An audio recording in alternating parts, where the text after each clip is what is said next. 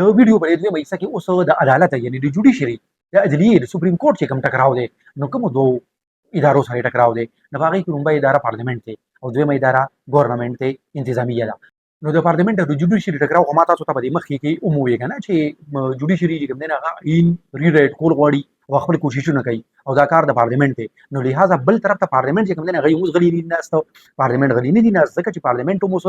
داسې قانون سازي کوي او داسې چې کوم دی آئین کې امندمنټس کوي چې هغې سره هغې د جوډیشري د اختیارات چې کوم دی دا راکمول غواړي لکه څنګه چې دا اوس 26 امندمنټ د تېرو څو ورځو نه په دې باندې خبره جاري ده اگر چې هغه یو څو ورځو لپاره دا خبره لیټ شوه خو دا امندمنټ چې کوم دی دا زما د اوس نه واورئ چې دا امندمنټ به کېږي او په دغه امندمنټ کې دوی په عدلیې د اختیاراتو د راکمولو مکمل کوشش کوي اوس د جوډیشري دویم ټکراو چې کوم دی هغه حکومت سره دی انتظامي سره دی نو دومره خو به تاسو ته پته وي چې پارلیمنت او حکومت خو دواړه د یو بل نه جدا جدا څیزونه دي که نه پارلمان کې خو اپوزیشن غړي موجود دي او پاتې حکومت شنو حکومت وزیر اعظم دی هغه سره وزیران مشیران دي چې کوم کابینه او په هغې کې څه حکومتي پارټۍ شامل دي او د هغې منسټرز پکې شامل دي د حکومت چې کوم دی دا انتظامیه ده او انتظامیه د حکومت په دریو شعبو کې یو شعبه ده اوس د انتظامیه او د عدلیې یو بل سره کلیش دی او دا څنګه چې ما تاسو ته په دې وختي د عدلیې د تاریخ ووایي که نه په هغې کې ما تاسو ته ووایي چې دوه پیرې ته یو پیرې ته یوسف رضا ګیلاني او یو پیرې ته نواز شریف عدالت خپل عہدې نه لرې کړي دي څوک یې لرې کړي دي د انتظامي سربراهان یې لرې کړي دي که نه نو دا په ګورنمنټ باندې په انتظامي باندې برای راست د جوډیشري د طرف نه اټیک و یا چې کوم دی په وړو وړو خبرو باندې یا وزیر اعظم یا نور وزیران دی چې کوم دی عدالت ته رابلل نو پکار دا چې تر ممکنه حده پورې دا کوشش وشي چې سیکرټري راوبللی شي او وزیر یا وزیر اعظم راونه بللی شي ځکه چې دا عوامو مشران وي ولسي مشران وي نو دوی له عزت ورکول پکار دي او دا تېر کال چې کله عمران خان په وینا باندې د پاکستان تحریک انصاف چې کوم غړي وو په پښتونخوا اسمبلی کې او پنجاب اسمبلی کې هغې استعفاګانې ورکړې او حکومتونو مات شو بیا نګران حکومتونه رالل نو د آئین مطابق خو به 3 میاشتې کې دننه دننه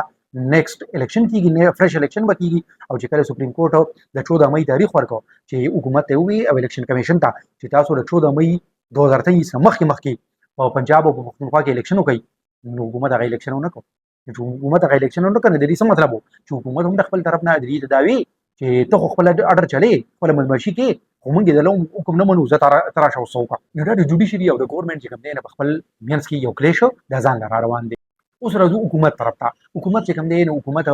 د حکومتي پارټۍ چې اوس کومې دي اوس خو پی ډي ایم نشته خو دا تقریبا هغه پارټۍ دي که نه کوم چې د پی ډي ایم پارټۍ وي صرف دا چې مولانا ته اوس بهر دی نو دغه پی ډي ایم پارټۍ چې کوم دي حکومت چې کوم دي نه دی ته دوی په دوو محاذو باندې ټکراو دی نو یو ټکراو خو پاکستان تحریک انصاف پی ټي آی سره دی نو اوس د شهباز شریف په دې حکومت کې لومبې دا کوشش کیږي چې د ملټري اسټابلیشمنت ته مکمل دا باور ورکړي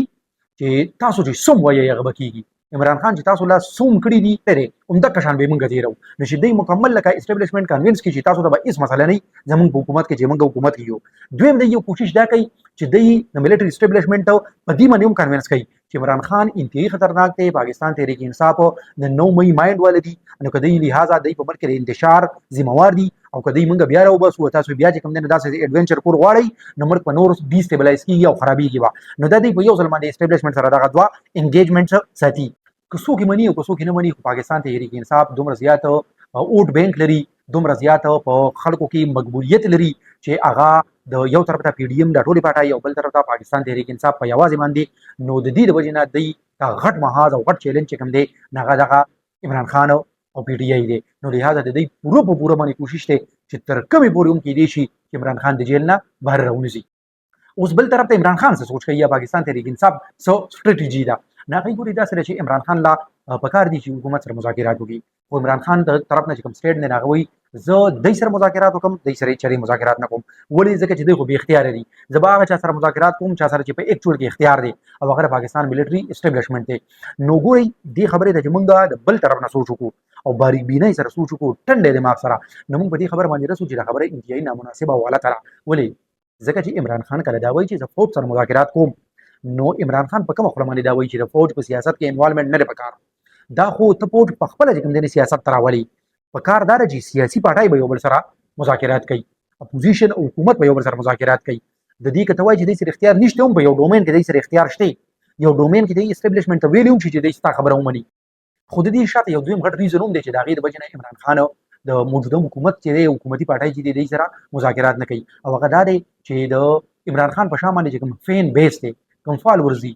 او کوم سوشل میډیا بریګیډ دی نه هغه عمران خان سره په دې وجه باندې دي چې عمران خان اوس د اسټابلیشمنت خلاف دی او د بیانیه د اسټابلیشمنت خلاف تا او بل طرف ته دی د دغه پارټو خلاف دی چې حکومت دی اوس عمران خان د دغه خپل فین بیس نه مجبور دی او په دې باندې ځان پوهه کوي چې دا کم سلیبریټیز دي کم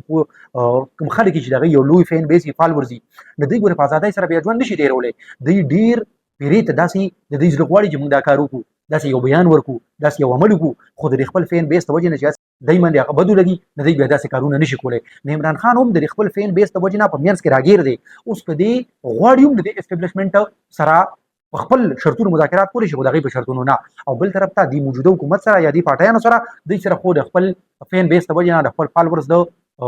مایند سیټ ته وجه نه اړو مذاکرات کولی دي شي حکومت چې کوم دویم غټ ټکراو دی هغه جوډیشري سره دی عدلیې سره دی او موږ د دې نه مخکې چې دا ما تاسو ته کوم وویل چې د عدالت او د حکومت په خپلو کې کوم ټکراو دی موږ په هغې کې ډسکس کوو امید دی چې د نن د ویډیو نه به تاسو زده کړه کړي په دې دعا سره چې الله پاک دې دې خلکو لا چې زموږ کوم واکمن دي کوم اختیارمند دي که هغه په هره اداره کې دي کوم مشران دي نو دوی له دومره عقل او فکر ورکړي چې د خپل حقوق نظر نه لګي د خپل ویسټډ انټرست لپاره د پارټي انټرست لپاره د پولیټیکل انټرست لپاره د انسټیټیوشنل انټرست لپاره د نیشنل انټرست قربان نه کړي او نیشنل انټرست په هغې باندې مخکې کړي بله ویډیو کې به بلې موضوع سره راشو د الله په امان